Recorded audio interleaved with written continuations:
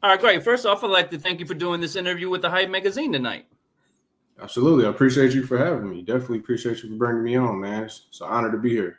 Yeah, and to get started, can you tell the fans and listeners who you are and where you're from? Yes, sir. So my name is Tavon. Everybody call me Tay. From Detroit, Michigan, and I'm the All right. host of Talk with Tay podcast. Dope. Now, with you being from Detroit, Michigan, do you think it made it harder for you or easier for you to get into the entertainment industry? Oh, it definitely made it easier for me, just growing up with the influence and the culture of Detroit on the music side, you know what I mean? Just seeing that as a kid, and even now, it was just like, everybody got that hustle. So I was just like, I know I can do it if I at least try. Now I know you're actually accomplished in two different areas, so we're going to highlight both of those. So I want to go into your baseball first. So what got you started in being the baseball, and what showed you that you had the potential to become successful at it? So yeah, I grew up. I grew up a hooper playing football, and when I got to high school was the first time I actually played baseball. You know what I mean? I was just looking for something else to do. And my man's, he kept like begging me to come to the practice, and I wasn't really fucking with it. So one day I showed up, and I was actually good at it. I was a pitcher, and I was, I threw the hardest on the team. Granted, I played in, the inner city, so everybody wasn't that good, but I was above the talent level for somebody who never played. So I just fell in love with it like instantly, you know what I mean? And I kept playing my last 2 years at high school. I started playing when I was 15, so I was a sophomore. Played those 2 years, found the junior college to go to right out of high school. And, from there, I kind of just progressed with the game, end up getting an opportunity to play professional at the independent level. So, yeah. That's dope. Now, with you being from Detroit, like you said, everybody else was doing football and basketball. So when you fell in love with baseball, how did your family react to that? Were they excited as they would with the other sports, or were they not familiar with it? What was the response? Yeah, it was definitely different for everybody. You know what I mean? Because me personally, a lot of people in Detroit didn't really have much exposure to baseball, but there was a small crowd. But me, it was just football or hooping. You know what I mean? That was just the only things. But I came home one day, I told my pops, I'm like, look, I made the team. I didn't even make the team at the time. I was just still going to the practice. I was like, I'm on the baseball team. Can we go get me a glove and shit? He like, what you mean baseball? Like, and my mama at the time, rest her soul, she was like, baseball, that's different. And then I started telling everybody was fucking with it, like for real. So that made it even more easier, and it made it experience more fun and just, kind of sticking with it. So yeah. Now, how did you become a pitcher? You said you were throwing the hardest of everybody on the team, but like, are you specialists at a fastball, a curveball? Like, how did you catch their eye to be a pitcher in the first place? So my high school coach, Coach Orr, shout out to Coach Orr. We was hitting off the tee, and I was the only left-handed person on the team at the time, and I didn't know this, so I picked up the bat, and I'm about to hit. Granted, I don't know what I'm doing, but he snatched the bat out of my hand. He was like, "You left-handed?"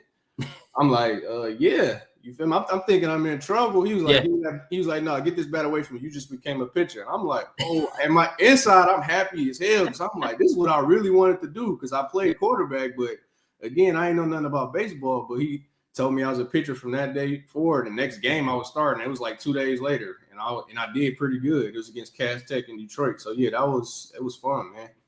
That's amazing. So when you become a pitcher, like we all have those horror stories of facing somebody, up 3, the count 3-3, and you got a moment where you were able to, throw that fastball and strike the person out. You remember one of those moments that kind of stood out to you where, the odds were against you and your team may have been struggling, but you were able to pitch your way. You hear a lot of pitchers save games. So what's one of your stories for you? Yeah, I mean, when I first started out playing, again, I'm new to the sport, so it was a big adjustment, bro. I had a lot of adversity, those first 2 games. I did good for somebody who's never played, but we still lost, and I wasn't able to, pick it up. And then, I started to feel all the pressure, people side talking and, saying different things. But that next game roll out, man, I just shoved. I had 16 strikeouts against Henry Ford Academy, a school called Henry Ford Academy. And I was just, I was shoving, and that put a fire in me because, again, I'm new to the sport. In those 2 games, I was angry. And I'm like, damn, I ain't really that good at this, but I stuck with it. And then I just, you feel me, I killed it that following game. And then after that, it was just history. You know what I mean? Can we give any insight for someone? Maybe there's a kid out there who wants to be in baseball and thinking about being a pitcher. Is there like one or two things you did to perfect your craft to where you be able to get into, you know, the your college, what you got into, and then your professional stuff you're doing? Like, was there any kind of tools you used or tricks of the trade you were able to come up with that helped you excel? Yeah, I would definitely say, you know, grow into your body. That's something that I didn't really understand early on. I actually didn't really get that good at baseball, like from a baseball player's perspective, till I was like 24, if I'm being honest. You know what I mean? Because I was still filling out, you know, who I was, and, you know, still learning things about how I move and everything. So the biggest thing I would say is, you know, listen to your body, take care of it, you know, get strong, stay in the weight room, man, and throw a lot. You know what I mean? As a pitcher, that's your job to throw. So you got to learn how to throw before you could pitch. So I would say just stay on the grind and, you know, get those reps in, because it's a lot of talent out here, man, and you're easily replaceable in this game. So I would just say just stick with it and really put in the work. Now, you went to Kentucky State University. I seen you guys 2022 Division II champion. So you're sitting here humble, like, you know what I mean? Like, you ain't that man, but you're a champion at what you do. What was that experience like with your team traveling, going through the World Series? Can you take us through the little journey of what it was like to win that championship? Man, that was probably, you know, I played 6 years of college baseball, you know, due to injuries and all of that stuff. That was easily the best week of my life, bro. I ain't gonna lie to you. Baseball, and in every aspect, that was the best week of my life. Like, because we almost didn't make the tournament. You know what I mean? We one team had to lose, which was Savannah State, and they had lost that same weekend that we were playing, but they were number one in the conference. So you know what I mean? So yeah, you would have thought they had won. Yeah, they were supposed to be there. Then we get that call during the midweek and was like, "Yeah, we going." You know, they paid for everything, sent the bus, travel, everything. We went there and we just killed it, man. Like, and we were struggling towards the end of the season too. So that's what made it so special. Like, you know what I mean? And then we got there and it's like, you know, something, you know, another gear turned on for us. In that first game, we came out, we beat the number one seed. We smacked them, them. Yeah. Dead in them out. It was Miles College. They beat the shit out of us a few times in the early season too. So we smacked them. Boom. Now everybody looking at us different. You know what I mean? The next day go out because we won. We had to sit out, you know, the rest of the day. You know what I mean? So the next day come out, we beat Bluefield State in Virginia. They were a good team too. They were the number 2 seed, the Division II. Smacked them in the mouth too, and then we just kept rolling. And then the last game, man, I still remember, you know, that feeling that, you know, that last pitch, man. Shout out to my boy Deshaun Brady. Those are some of our top guys at that time. But man, they shoved, and I still got the footage. I had this little GoPro camera. I was, you know, we run into home plate, man. It's still on YouTube and everywhere too. Man, we were like super hyped, but that was probably the best time of my life, man. Just being playing against other HBCUs as well too, and just being out there for a week and just enjoying, you know, enjoying the moment with it. So yeah. That's dope. And I wanted to highlight that for you because, you know, we all were sitting here watching our favorite teams and they're on the bubble. And, you know, if they win and then they need all these other factors going, you're like, well, how do they stay focused? So for your guys' team, at that moment, you guys can only control what you control, and you needed a lot of help. How did you guys stay positive at that moment and deliver, you know, what you had to do? Like, you can't control whether that number one team was going to lose or not, but you guys had to do what you had to do. How did you guys stay focused when you didn't know if the outcome was going to be what it was in the end? Right. I think a lot has to do with, you know, we went through a lot of adversity during the fall of that year. You know, we lost a couple of good pieces to our team due to eligibility reasons. So we were already kind of scraping a little bit and trying to find a new identity, because once you lose like a starting shortstop and one of your top arms, that sets the whole year back a little bit. You know what I mean? So we were kind of going through it a little bit the whole season. And then towards the end, you know, we had a lot of guys who were seniors. So, and a lot of the starters were seniors, including myself. And then we were, you know, when I told you we won those first 2 games, we ended up losing one game. The next game, real bad. We got smacked in the mouth because we was just around, enjoying it like too much. Just the time in Alabama, that this minor league stadium, this beautiful stadium, the hotels, they feeding the fuck out of us every day. You know what I mean? So it was intentional just too. They're giving you the best of everything. Right. So, and then our coach, he pulled us to the pool while we was at the hotel. He was like, "This shit got to stop. We ain't come here to just have fun." And I know we off to a good start, but we just got embarrassed by a team who wasn't even, who couldn't mess with us on a good day. He had to talk. He cut into everybody, people that ain't do shit, people that didn't play. He pointing fingers. He holding everybody accountable. Yeah. And we all just looking like, man, hey, tomorrow we got to go out. And that was the determining game right there. And we just, man, we came out rolling, like straight to it. No talking or nothing.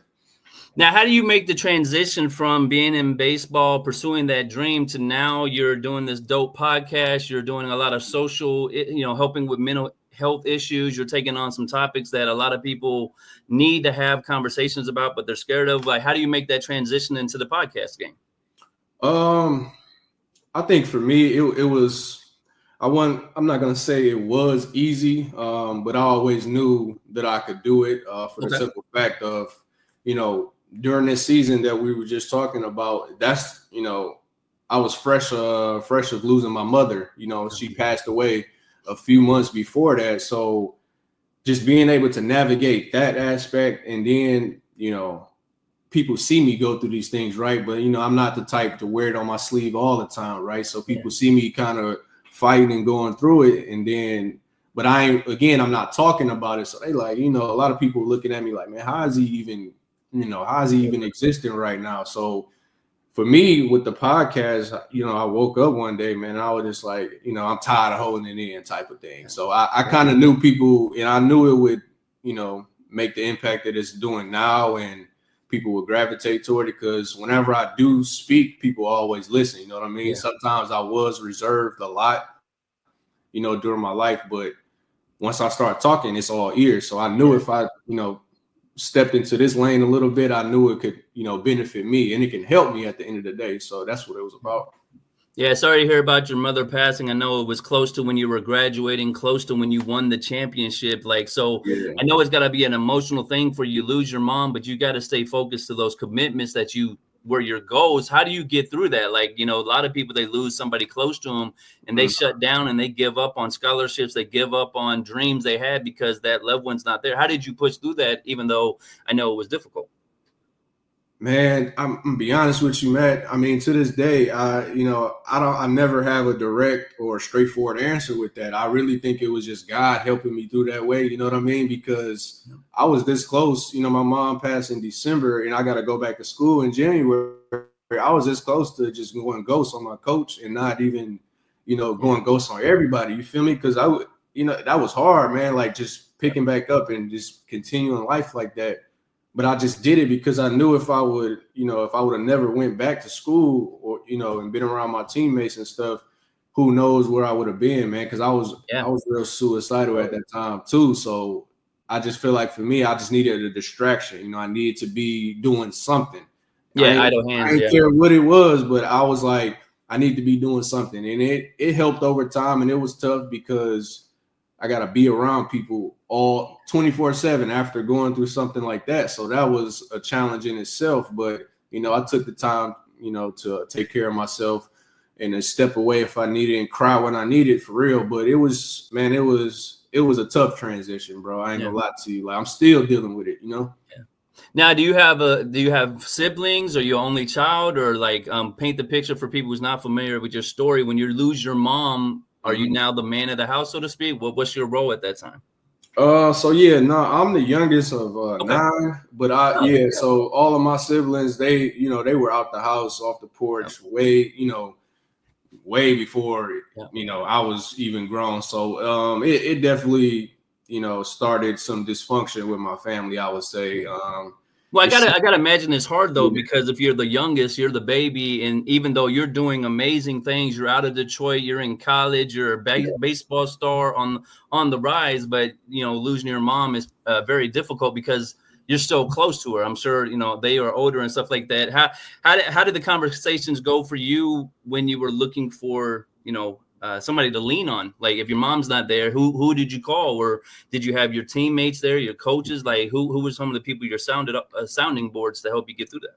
Man, I'm gonna be honest. I didn't have nobody to turn to at the time, man. Okay. I really didn't. I had people, I had people that I didn't feel comfortable talking to. I would say that, you know what I mean? I had a few people, and when this happened, when I went back to school, I didn't even tell my coach for like 2 weeks. You know what I mean? So that was like that was a mind game that I was playing with myself, because I didn't really have the courage to just say, yo, this just happened. You know what I mean? I just went through it, and I kind of pushed away a lot of the help that I probably could have had at the time, honestly, just because I was battling. Because you want to be strong. We come from where we come from. They tell you to stand up on your own, be strong, and you're not okay to cry or ask for help. So yeah, I can imagine that. Right. Yeah. So yeah, that's kind of what it was. And I ain't really had nobody. I would just, that was a real lonely time for me for a few months, for real. So how does it feel now? Like with your podcast, I've watched a few of the episodes, and you're able to have conversations like this for other people. So now you're becoming that sounding board. When you didn't have someone,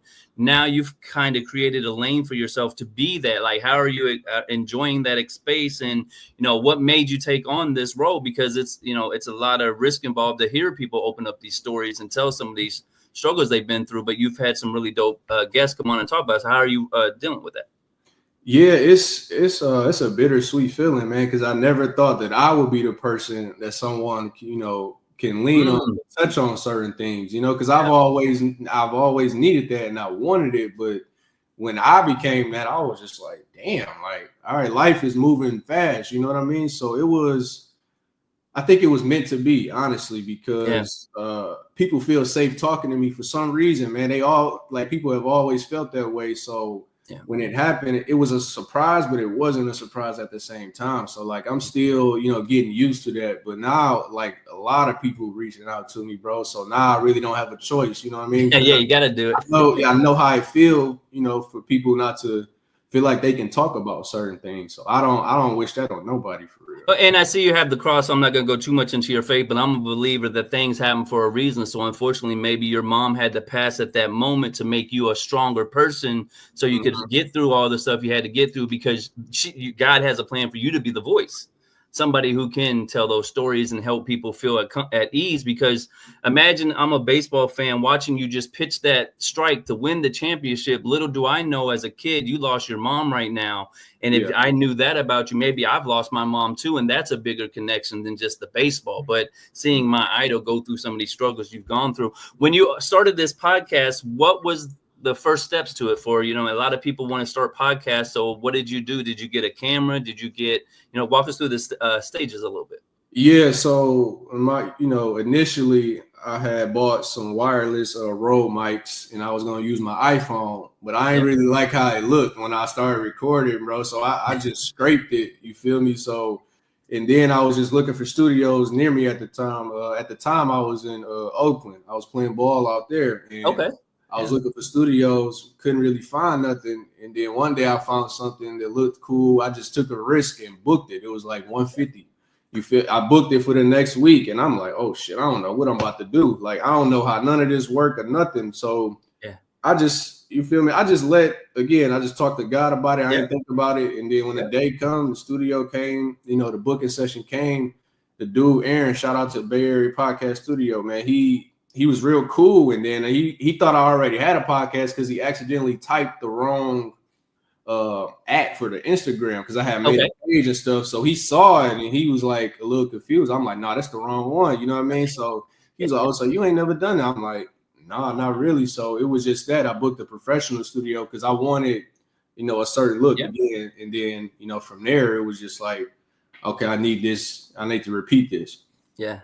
Now you've been doing it for 6 months. So behind the scenes, what's some of the things you've learned along the way? Maybe you had to get an editor, or you had to get somebody to do graphics. Like, what's some of the things you didn't anticipate when you started the podcast, but now 6 months in, you learned it and it's making the podcast smoother for you?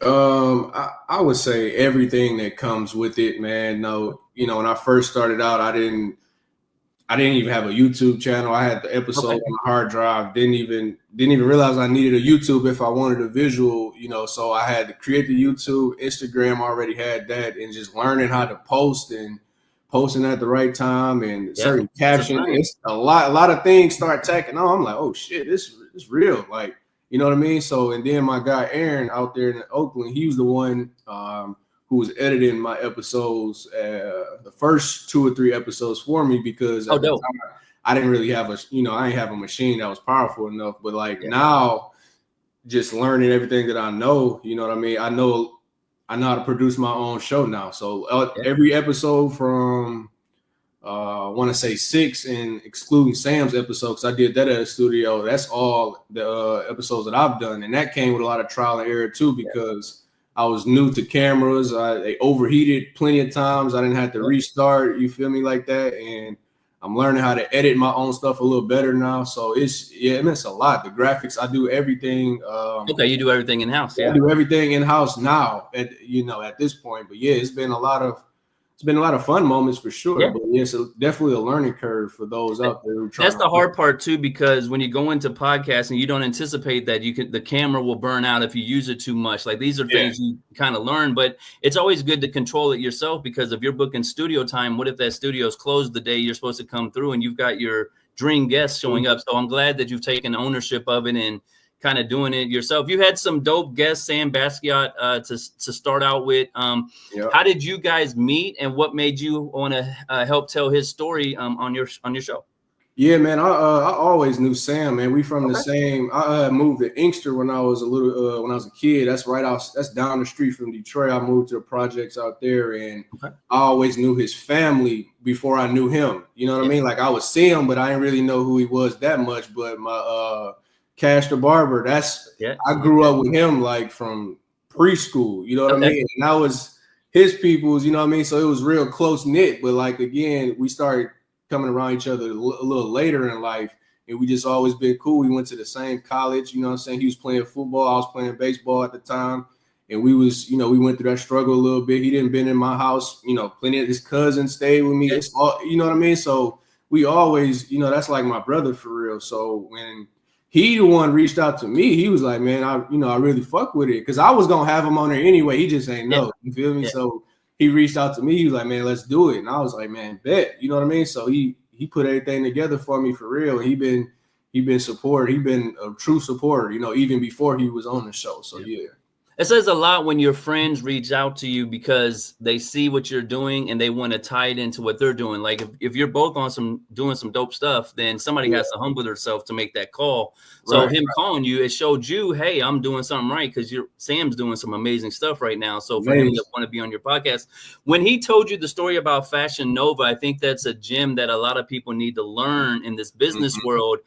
Did you already know that, or was you kind of learning that on the spot? And how was he reacting to that, terrible situation that he went through? Yeah, so when the events first transpired, which I want to say was 22, I didn't know much about it. Yeah, because at the time, that was when I was navigating the whole grieving thing. So I wasn't really talking to people like that, but I talked to him periodically, and I knew a little bit. But then when we reconnected, a little last year, heavy, on the heavy side, I learned more about it. And you would have never known that he was going through something like that, because the brand was continuing to take off and grow and just become what it is. And again, like, he made that look so well just behind the scenes going through it. But when he got a chance to express to me even outside of the podcast, because he touched on it a little bit, it was real. It was some real emotion behind that, because that's something that'll turn anybody up if somebody try to, play with you like that, especially with your business and brand. So he was really, really vocal about it for sure. And I'm glad that he's come to a point where it's, handled, I would say. Yeah. So, So learning from that lesson, you being a podcaster now and being a baseball person, I'm sure you've got jerseys and all that stuff. How do you handle intellectual property now? And do you have, agreements in place before you start talking to people about business so you can protect yourself? Oh, yeah, absolutely. Obviously, I'm still learning the business side. I worked at corporate, so I didn't really. I'm new to the entrepreneurship, the business side, a lot of it, but Sam actually was the one who, kind of put me on game after an episode. We had chopped it up. He was telling me to watermark my videos. And I'm like, what you mean? Like, you telling me if something go viral, somebody repost, ain't nobody gonna know who you are. So that small tip right there just made me realize that, okay, ownership is, really everything. And, after that, I started, to get my designs done. I'm working with different people behind the scenes on some things. I'm like, hey, man, send those documents over, like send that paperwork before we do anything. Because I don't like getting into the, I don't really like getting into, conflict with people, man. That shit it takes a toll on you for sure. So yeah, I was definitely still learning though. It's hard because I can tell you're a good spirited person like I am. And when you introduce those conversations, people get a little fuzzy. But if you don't have that conversation, if you get blessed by God and make $1 million, then there's going to be a fight anyway. So it's good to have those conversations. Now you're getting your master's degree now too. So what's it like getting your master's degree? And is your podcast encouraging you to go into more of a psychology, or is that the lane you're trying to go into more, like becoming a therapist or something like that with what you're doing? No, actually, so I got my master's in 2023, May of 23. Oh, okay. So yeah, I've had it for a little while, and it's it's a computer science degree, so it's totally unrelated to the podcast. But this is like the podcast is really something that I really enjoy doing. It's just something, another thing that I picked up. You know what I mean? Just being able to talk now at this point and healing and just growing and being able to have conversations. So yeah, it was totally unrelated to the the education part, but yeah. Now, do you you're in the mental health podcast space? Like, there's a big void for that. Shout out to Joe Budden when he was first starting; he was real big on that. Shout out to Eric Thomas out of Detroit, real big on your mind and stuff like that. Do you see that as a lane you're going to be able to go into? And then I'm thinking back of all the players you were in baseball with. Everybody has a story of struggling and overcoming the odds and these things. So I definitely think it's a great lane you have for helping people who are deemed to be viewed successful tell that story of the struggle they went through to get to that point. And then, we all see the person pitching the baseball as the star, but you had a lot of trials and tribulations to get to that point. Like, is that something you're thinking like long term with the podcast? Are you thinking that far out, or just kind of episode to episode as it goes? Yeah, no, that's definitely, where I envision this going. Like, I want to be a staple in this space because to me, it's time for it to be normalized. You know what I mean? To talk about, all of these things, and I've walked probably every, aspect of life. I can relate to just about anybody. Right. So, and everybody I talk to, and no matter where I met them at, we all have the same feeling about something, or we talk about things and we really don't talk about them. You know what I mean? Yeah. So we bottling up a lot of trauma, a lot of hurt, man. So yeah, it's just time to talk about it. So yeah, I definitely see it going in that direction for the future for sure. Yeah, I love that for you. I seen you made a post about holidays being tough time. It's the loneliest time of the year. Unfortunately, you've lost a lot of people during the holidays. How can people help people like you who have lost people during the holidays? Like, we have families, we're worried about our loved ones, but what can we do to look out for our friends that may have lost someone, or just touch base with them to check in? What do you advise in that situation?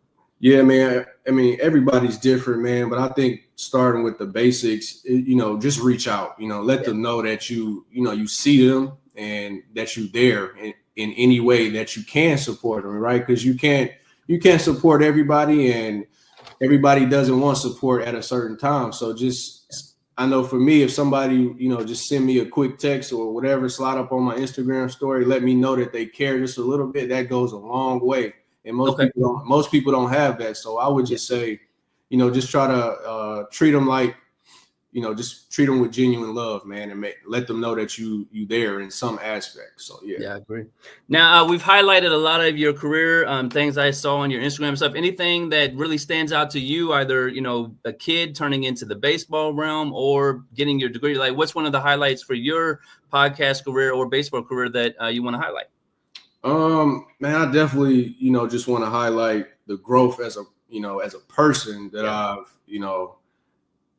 been on since the death of my mother. Like you spoke on a few minutes ago, that probably needed to happen to me, you know what I mean? To shape me a little bit more in life. So, I'm excited to see what's in store for me, you know, just on a personal development level. So that's been really the highlight of everything. You know what I mean? Right. Obviously the podcast is good. Baseball is cool. You know what I mean? Meeting new people, whatever. But just seeing myself looking back a year ago and looking now, it's like a totally different person. So, you know, I've still got a lot of work to do, of course, just like anybody else, but I'm excited the most about that part. Yeah. Now, when does your podcast air? Like, is there a certain day of the week, month, and where do people go to check it out so they can go support you? Yeah, so right now, every 2 weeks, release an episode. I'm gonna try to start releasing an episode every week, solo episodes every week, but expect guests on there roughly every 2 to 3 weeks. I got some special guests coming up. You can catch the podcast on every major streaming platform: Apple Music, Spotify, Amazon Music, and on YouTube for the visuals, and Instagram, TikTok for the, you know, the short clips and the social media presence. That's dope. And then what do you do in your community? How are some of the things you're doing to give back, or anything you're doing for your community? Right now, I'm a volunteer assistant baseball coach, you know, at a college. Shout out to Harris State University in St. Louis, Missouri. So that's dope. One of my good friends, PJ, shout out to Coach PJ. He hit me, asked me if I could, you know, just help around just a little bit with something. So that's been my way of volunteering my time. And sometimes a little money is involved here and there, but it ain't really about that. But that's really how I can give back to, you know, my alma mater. That's one of the schools that I graduated for, and to help a good friend of mine. So it's, you know, it's a no-brainer for me. Yeah. And then if you're not doing your podcast or baseball, what do you like to do for fun? If you got downtime to yourself, what are you doing to enjoy it?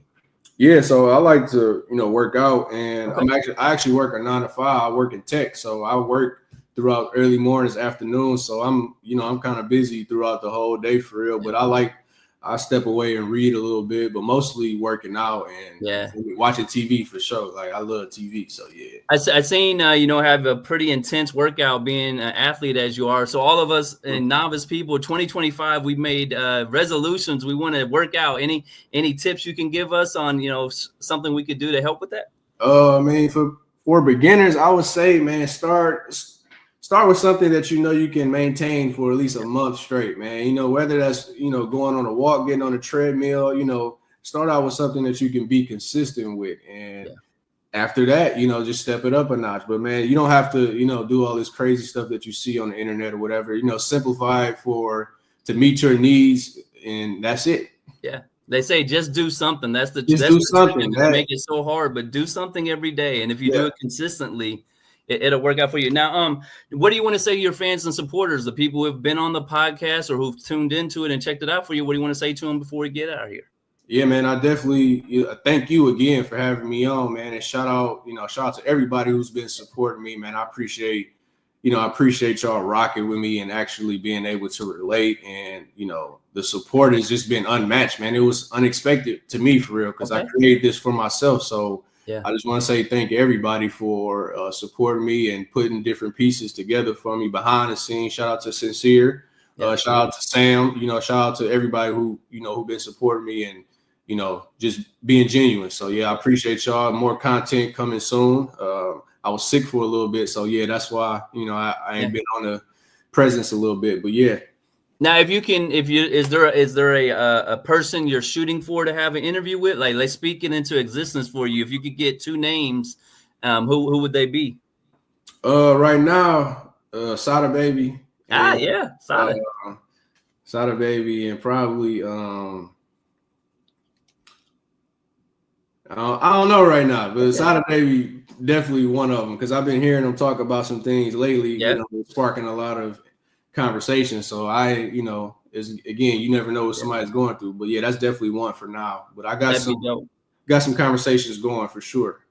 Yeah, say not to say too much, but one of the people you mentioned in this conversation has a direct plug to that person. So you know what I mean? I can't say it. I'm already know it. Well, man, I really appreciate this conversation tonight. I'm a big fan of your podcast. I think it's needed to have these conversations. I've really enjoyed the positivity that you have, even though you've been through some struggles. You're a positive role model on what can happen if you just keep going, man. So I really appreciate it, and I hope you have a great night, fam. Absolutely, man. Appreciate you, man. Have a good night. Yep. Salute.